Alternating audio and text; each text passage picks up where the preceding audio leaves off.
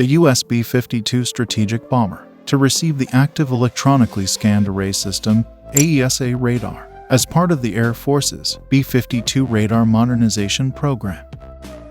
In addition to increased situational awareness, navigation, and targeting ability, AESA radar is designed to be adaptable so that new capabilities to address future threats can be added via software modifications. Boeing and Raytheon are both heavily involved in the installation process. Boeing is the original equipment manufacturer for the B-52, so their long-standing history and knowledge of the platform is really critical to making sure we can get this AESA out as quickly as possible.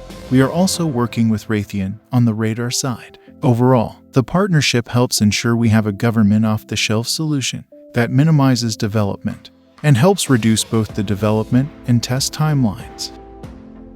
American plane maker Boeing announced on its Twitter account that the aircraft will depart with more accurate navigation, improved targeting, and tracking new high-res mapping, and the ability to engage multiple targets simultaneously. Installation of AESA radar is one of the largest upgrades to the B-52 in the history of the fleet. The effort will cost approximately $2.8 billion, with initial operational capability expected in 2027. Sustainability is an important part of this effort because the old radar is unsustainable. The advancement in combat capability that AESA radar will bring is really critical in keeping this aircraft effective with our near-peer adversaries. The new radar is an enabler for our long-range standoff capability and will prepare the aircraft for optimized lethality. Thanks for watching.